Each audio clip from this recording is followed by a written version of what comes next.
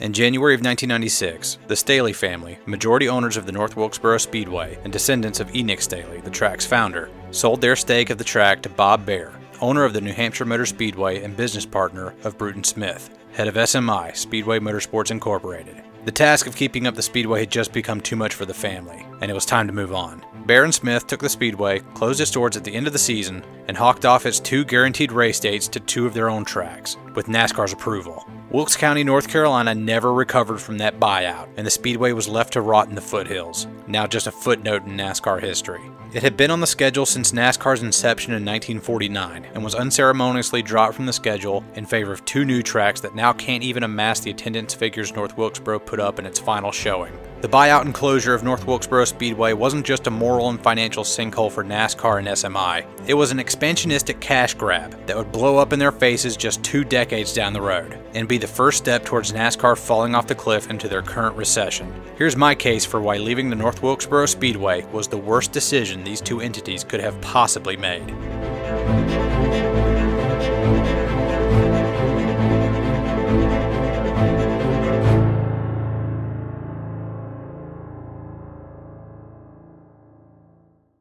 The argument for leaving North Wilkesboro stands upon 3 main pillars, and they are as follows. First, the financial aspect, second, the expansionist aspect, and finally, the moral aspect. And all 3, in my opinion, lean towards keeping North Wilkesboro on the schedule into the present day. So let's knock down all 3 aspects of the argument. Let's go ahead and start with the financial aspect, as that's what many people defending the move to drop North Wilkesboro will cite first.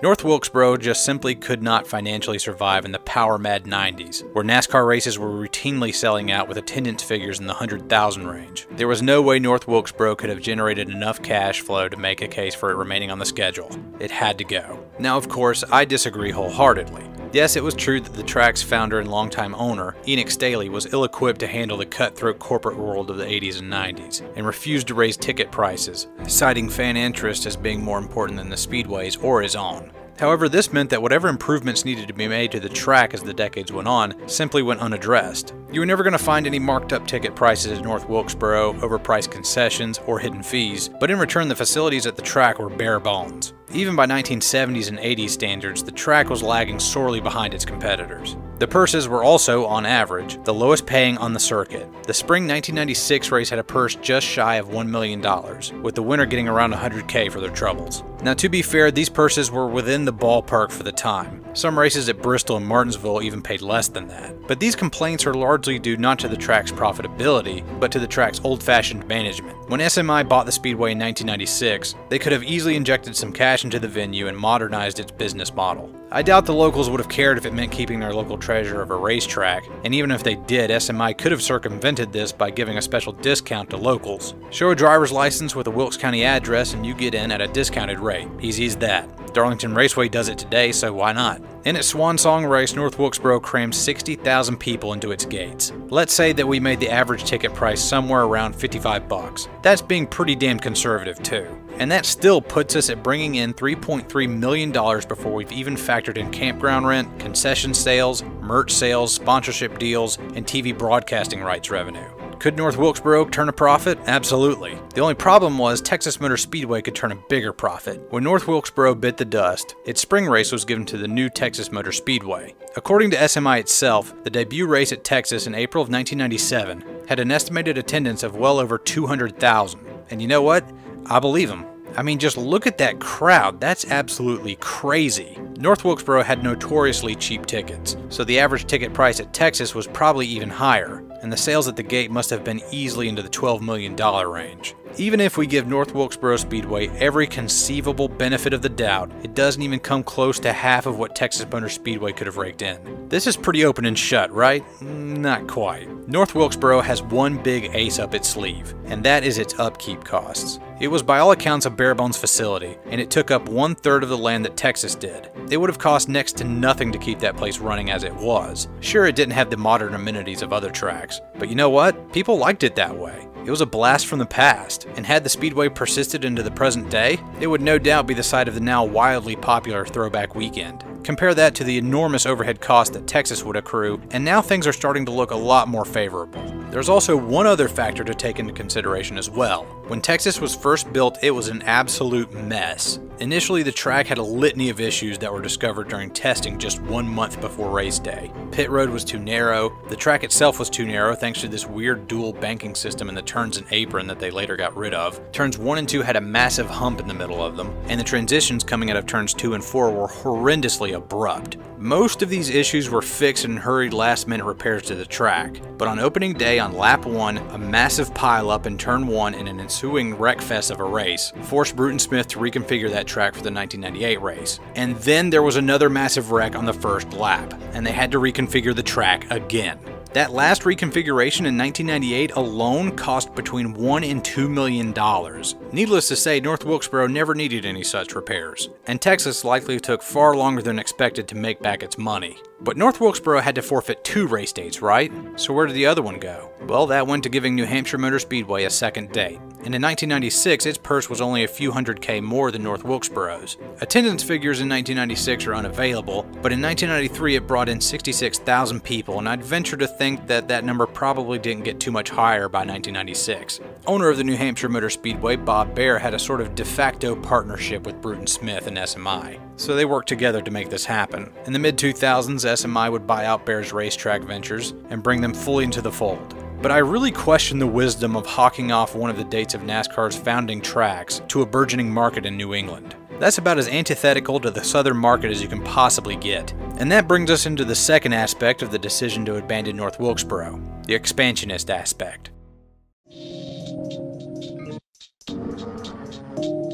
In the mid-1990s, SMI was in the midst of a massive buying spree. Bruton Smith had been in the track promo and ownership game since the 50s, but he didn't fully incorporate his ventures officially under the SMI banner until 1994. In the span of about half a decade, he acquired Atlanta Motor Speedway, Sonoma Raceway, and Bristol, all while having Charlotte on his roster since it was built in the 60s. In 1997, he would build and complete Texas Motor Speedway and Las Vegas Motor Speedway in 1998. NASCAR was going through a massive boom period in the 90s, and honestly, it would have been pretty irresponsible to not respond with building new tracks and new interested markets. I get it. Quite frankly, it's pretty damned embarrassing that there wasn't a legit speedway already built in Texas by the time the 90s rolled around. Texas World Speedway was there, but it was a dump, and had been tried by NASCAR on 2 separate occasions in the past with little luck. Texas Motor Speedway in the Dallas-Fort Worth area was a real game changer though. It offered tons of modern amenities, massive seating capacity, and a huge untapped market right in the middle of the Southeast meeting the Southwest. NASCAR is moving to Texas, and that's that. This is the one aspect of the argument that I agree with the most. It made sense, and to be honest with you, I'm actually perfectly okay with North Wilkesboro losing at least one of its 2 dates. Times change, and it's pretty hard to say no to 200,000 new NASCAR fans clamoring to see a race in their neck of the woods. But would those people stay? The entirety of the expansionist argument relies on the answer to this question being yes. And of course, the answer would end up being no. The empty stands at Texas have been the topic of discussion about NASCAR's demise for years now. New Hampshire hasn't been faring any better, and it even lost its second date a few years back in favor of Las Vegas, which has only been doing slightly better. So where did these people go? Why did these new fans not stick around? Well, it all has to deal with the demographic NASCAR was targeting at the time, the casual race fan. Casual fans of something only stick around for as long as that thing remains relevant. Once that thing ceases to remain relevant, they just move on to the next rising thing. The NFL has such a massive casual fan base because the sport of football is so integral to the national culture that it can rake in millions of fans by sheer osmosis. The Super Bowl is such a massive cultural event in America that the streets are completely empty at kickoff time, and a lot of businesses just outright close because they can't make any sales during this time. NASCAR was never like that. Yeah, it peaked in popularity and had ads with A-list celebrities and national conversations about it, but it could never connect with the broader American psyche like football could. Why that is, I'll let you decide. But in the 90s, there seemed to be a real possibility that NASCAR could not just compete with the NFL's popularity, but maybe even surpass it. Hey, you laugh now, but at the time it seemed like a real possibility. The 90s were a wild time to be alive. But once NASCAR regressed in popularity, its foundation of new fans only interested in its cultural relevance eroded away at record speed. The only people left were the diehards, and some of the biggest diehards have been left behind in Wilkes County, North Carolina, and they weren't interested in coming back to the sport that had turned its back on them. NASCAR had forgotten one of the most basic rules of building a brand. never leave your core audience. But they had done just that. And now that NASCAR needs its core fans more than ever, it should come as no surprise that those that needed NASCAR more than ever back then in 1996 aren't exactly lining up to return to the sanctioning body that stabbed them in the back. NASCAR doesn't release attendance figures anymore, but we can estimate. According to most sources, Texas and New Hampshire are getting attendance figures around the high 30s to low 40s. They would kill to have North Wilkesboro's 60,000 from 1996 show up at their gates today. Now, NASCAR's recession is a lot more complicated than just leaving North Wilkesboro in the dust, so let's assume that they took a hit in attendance too. I mean, after all, North Wilkesboro is kind of out in the middle of nowhere, but then again, Darlington is also out in the middle of nowhere, and it gets crowds in the high to mid 40s. Hell, Darlington is actually flanked by ocean on one side, so its potential reach of race fans is actually less than North Wilkesboro's. Even still, let's just say that North Wilkesboro could get 40,000 people to buy a ticket on race day if it was still on the schedule today. That puts it even with Texas and New Hampshire, right? Well, not really. As we've talked about before, we gotta factor in upkeep costs. Texas has 3 times the space to upkeep, not to mention the costs of track repaves, keeping up the suites, and all of the other overhead costs involved with keeping one of the nation's biggest arenas going year after year. New Hampshire is only twice the size of North Wilkesboro, but the same problem applies here too. A bigger venue, but with the same amount of revenue rolling in equals less profit, bottom line. Once you factored in all the bills that other tracks had to pay, North Wilkesboro would probably be one of the most profitable tracks on the circuit. But hold on. Las Vegas Motor Speedway was added to the schedule in 1998, but what track had to lose a date for that to occur? Well, no one did. NASCAR simply added another race to the schedule and expanded it from 32 to 33 races that season. Wait, so why not just throw North Wilkesboro a bone and just create a new race date for them? The schedule increased pretty much every year from the mid-90s until 2001, when we settled on the current 36 race season. So why did NASCAR act like North Wilkesboro just had to go? This makes the sanctioning body's green light given to Smith and Bear all the more perplexing. At any point, NASCAR could have stepped in and said, no, we're leaving North Wilkesboro on the schedule no matter what. It's been here since day one and we're not leaving now. They're the sanctioning body, so it's their way or the highway. They could have put their foot down on this, but they didn't. They saw the dollar signs that Texas Motor Speedway could have brought in, and they acted like their hands were tied. They're just as much to blame in this fiasco as the buyers, in my opinion.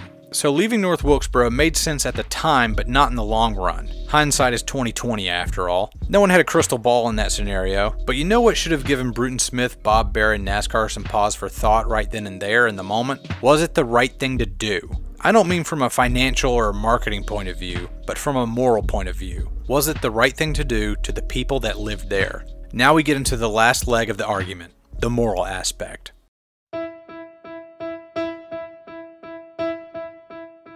To start this one off, let me ask you a question. If you had to attend NASCAR races at just one track for the rest of your life, just one, what track would you choose? While you mull this question over, let me give you my answer. I'd choose Darlington Raceway. Now, Charlotte and Atlanta are closer to me by about an hour from where I live. Bristol is about 30 minutes closer.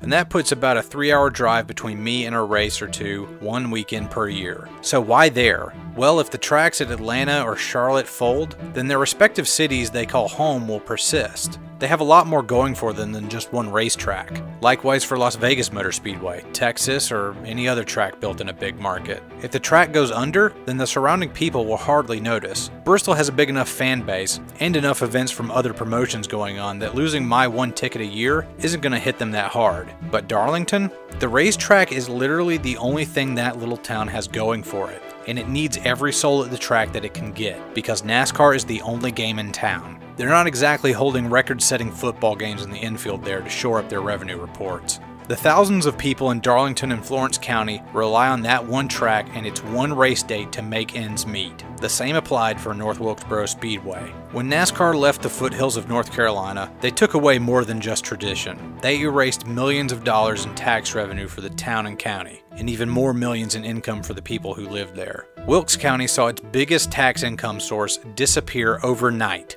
and the money generated from hotels, restaurants, and vendors went away too. The area surrounding the speedway still hasn't recovered, and likely never will unless something drastic happens. With an entire county relying on a NASCAR track to prop itself up, it seems as though no thought was given to the impact that leaving that area would have. Instead, it was cannibalized for 2 race dates. One was given to an area of the country that already had a date, and the other race date was given to an area that had been in an economic boom since the 80s. Fort Worth and Loudoun didn't need those race dates, but Wilkes County did. College football is a similar instance to this. Small towns all over the United States have massive stadiums that host high-level athletic programs. Athens, Georgia has the University of Georgia Bulldogs, Eugene, Oregon has the Ducks, Clemson, South Carolina has the Tigers, and tons of other college towns all across the country have similar sports programs that uphold the entire local economy. Imagine if the University of Georgia or Clemson just disappeared out of nowhere. Imagine the economic fallout that would occur if those two schools just up and left and took their sports programs with them.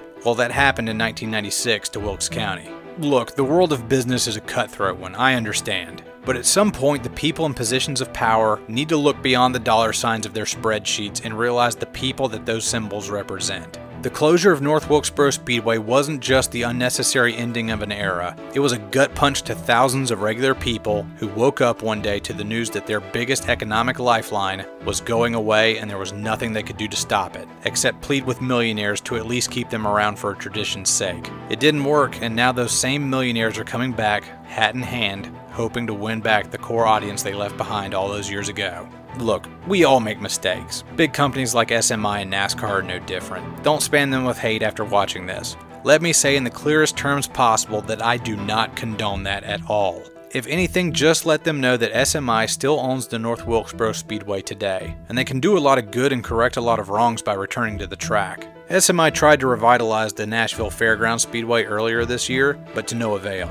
City planners preferred to give priority to the new MLS stadium next door, and go without the noise complaints NASCAR racing would incur. That project failed, but you know another track SMI owns in a place where people wouldn't give two rips about the noise and traffic? North Wilkesboro. That would take a lot though. The surface is old and needs more than just some weed killer and some sealer to make it race ready again. The suites that used to house corporate sponsors, media, and fans just looking for a VIP experience are in such bad repair that they're collapsing in on themselves. But overall, the track is not in as bad a shape as it could be, and that's all thanks to the work of one man, Paul Call. Due to a clause in the sale contract, Paul got to be listed as the Speedway's sole employee. To this day, he does his best to preserve the track, but there's only so much one man can do against the steady march of time and Mother Nature. So if any effort is to be made to save North Wilkesboro Speedway, it has to be made sooner rather than later. With each passing day, the track becomes a little bit harder to resurrect. And hey, I got a little bit of clout these days, so let's see if we can't get something started again.